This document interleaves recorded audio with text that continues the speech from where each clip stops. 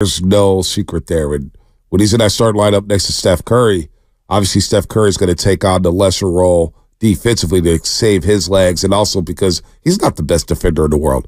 You know, when everybody gets on Klay Thompson for his defense, I'm looking at the same saying there's a lot of guys who don't play defense on his team, but we single out certain individuals for whatever reason. I don't know. But Klay's not the same defender whatsoever. But there were times last night, for example, he did defend Kyle Kuzma. He was trying to cover Kyle Kuzma. Now, he can't do it for 4 to 5 minutes at a time, but if he could steal a possession or two here and there, that's fine. Now, the Warriors also dropped into some zone defense last night. Defensively, Klay's not the same guy, but in the post, when he's not on the perimeter, if he's guarding in the post, his lower body's still strong as hell. So if guys try to post him up, he's still a very able defender to defend those post-ups and defend guys on the block and be able to box out at a high level. So is he the same defender FP before the injuries? Hell no. But Klay still is able to play defense. He's still an average defender. Like this whole precipitous drop defense, oh man, he's so bad defensively. He's still better than Steph Curry. Still plays better defense than Chris Paul. At times, he still plays better defense than Jonathan Kuminga, who gets lost at times. So on a team that doesn't play defense as well as other teams in his league, it's just kind of crazy to me that we just single out Klay and say, oh, he's terrible defensively. Andrew Wiggins was awful defensively the first 3.5 months of the season. Now he's picked it up recently, and hopefully he comes back soon and deals with what he has to deal with. But come on, man, this whole team does. Even Draymond Green is not the same defender, FP. Jokic just dropped 32, 16, 6. I get he's the best player in the world, but it wasn't even close. And that's fine if he isn't. I'm just saying, does he spend less energy on defense coming off the bench than he would as a starter? I still think he's going to defend at a high level. I mean, I think you still have to, because guys on the second unit are still going to come at him. Right. So they're going to exert a lot of energy. There's no resting and hiding on defense. I think for a guy like Klay, you can rest on offense by just standing in the corner, standing on the wing, and being out there as a threat without moving your legs much. But defensively, he's going to have to spend as much energy as everybody. I mean, whether it's the second unit or not. Now, can you hide him on certain guys here and there? Absolutely. There's a non-scorer on the Wizards' second unit. Sure, maybe I'll hide Klay Thompson on him, and you can steal some rest here and there. But FP in this league, man, there's a lot of guys who could score, and there's a lot of skilled players offensively. There's not much you can do defensively to try to hide and save energy. So 30-27, 123-112 win last night. 6-game road win streak. They're 10-3 in the month of February. How are you feeling right now about the Warriors and their chances to go deep into the playoffs? Has it changed since the loss to the Nuggets? No. I know it's the Wizards and they suck, but it's a road win. They're rolling on the road. The whole dynamic of the bench with Klay and Chris Paul has got me intrigued all of a sudden. That's made stock go up for me, what I saw last night. And Moody, too. I know it was the Wizards, so I don't want to get too carried away. Let me see, 46. The bench dynamic with 2 Hall of Famers coming off the bench, I saw it in play last night in action. It was against the worst team in the NBA, or one of the worst teams in the NBA. So, granted, but that dynamic to me has me feeling more positive about things than I did against the Nuggets on, was it Saturday, Sunday? Yeah, Sunday. The bench has been third in the league when it comes to scoring points per game. Last night, the bench outscored the Wizards bench 59-15. They were good, but they got better, right? They got better because Klay Thompson did that firepower. Now you're more explosive coming off that bench. Like, your bench was good. Now you got explosion because we know Klay could detonate at any moment. We saw it in the first half Sunday against Denver. We saw it last night. He could detonate at any moment to change a basketball game. There's not many players who have that ability. That's why, to me, and shout out to Joe Shasky, I love him. But when he brought up Kyle Korver, he mentioned Kyle Korver in the same sentence as Klay Thompson a couple seasons ago. I go, that's just disrespect. And Kyle Korver's a good player. I'm not trying to disrespect Kyle Korver, but there's levels to this. I mean, we're talking about Klay Thompson, who was a lifetime number 2 option, right? Now he's had to take a step back, but he was the number 2 option for many, many years, if not the 3rd option because of Kevin Durant. But he was right there. He's a future Hall of Famer. Kyle Korver. No. Come on, man. Like, we're talking about a 3-point specialist as opposed to one of the better 2-way players before the leg injuries. Like, that, it was disrespectful. It's just, there's levels to this. You know what I'm saying? But now you add this explosive scorer off the bench.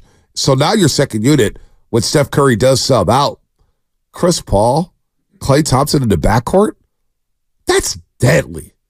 That is deadly in a playoff series. That is scary. So do I feel better about them making a deep playoff run than I did a couple days ago? I don't know. Can they move up in these standings, FP? That's the key to me. Right now, they're ninth. They're ninth in the standings. They just leapfrogged the Lakers. They're ninth. If you could get into the 7-8 range, now you're 3.5 games behind the Phoenix Suns. You're 4 games behind the Pelicans. Can you theoretically get in the top 6? Maybe, but you got to, over the next 25 games, you may have to go 20-5 to get to that top 5 spot. Legit. Can they go 20-5? I don't know if they can.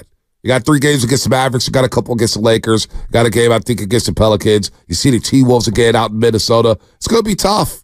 Going to be tough. You still see Orlando out in the East. You still see Miami in the East. You still see Milwaukee. You still see Boston. You see the Knicks. So it's going to be tough, FP. It's going to be tough to get into this top 5, but form matters. And if they're going into March, it's like a college basketball team going into the tournament, right? They win a conference tournament. They win a couple games before the conference tournament. All of a sudden, they're rolling, right? You get to the tournament, you're a 4 seed. It's like, well, you don't want to play that 4 seed. Well, if you're the Warriors and you're going into the playoffs or even the play-in at a high level, then yeah, maybe you can make a deep run. Maybe you can, because I still feel like this, FP. I still feel like this, and I know I'm long-winded here. No, I still don't fear any team in the Western Conference. I'm not saying the Warriors are going to win the championship, but this is not a team that I'm saying that I would be surprised if they did beat the 7. Like, if they beat the Nuggets in the 7-game series, would I be surprised? No. If they beat Minnesota in the 7-game series, would I be surprised? No. If they lost to the Nuggets or to Minnesota, would I be surprised? No, because I do. That's the respect of Steph and his team and the championship pedigree. But form matters. If they're going to the playoffs hot, look out, man. If they could get to the 7-6 range, you're playing OKC, and then we got to see the injury on Anthony Edwards. How serious is that? Maybe you got a shot to make a deep run, FP. Maybe. Well, you got to tighten some things up. The turnovers come to mind, number 1, and then playing consistent defense, number 2. But, yeah, I hear what you're saying. I don't see them beating the Nuggets in a 7-game series, though. I guess that anything could happen. It'd be tough. They haven't beaten them this year yet, and they haven't beaten them in a while yet. So that might be their kryptonite. But like I said, reiterating, I feel better about them, not because they beat a team they were supposed to beat on the road, but the way the bench dynamic with 2 Hall of Famers, future Hall of Famers coming off your bench. Right. To have that luxury as an organization, as a team, to have that dynamic.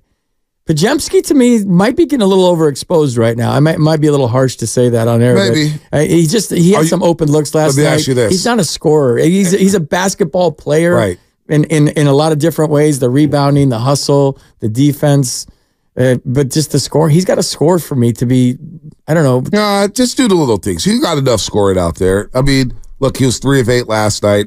Obviously struggling with his shot a little bit. He had the 2 turnovers. Just play the right way. Now, are you a plus-minus guy? No. Okay, that's good. I like you. I'm a yes or a no guy. Yeah, I like you even more now. But either F yes or F no is my own. Let me tell life. you right now, the plus minus geeks. This is why plus minus is a joke to me. This is exactly why it's a joke to me. Klay Thompson, we're talking about him. He had 25. He was explosive last night. Plus minus said he was a +4. Moses Moody, who I think had a good game, right? Well, I thought Moses Moody had a good game. Yeah, he was a -4, right? Kevon Looney, who played 10 minutes, was a +20. I mean, Brandon Pajemski was a +14. This whole damn thing is skewed. Plus minus is a joke. It just tells you everything What's it based on? When you're out there on the floor. You do a good thing, you get a star. Yeah. Like if you're with a unit, you outscore us. You have a stretch where you outscore a unit by 5 points, you're +5 during that stretch. All right. I'm not a plus minus guy.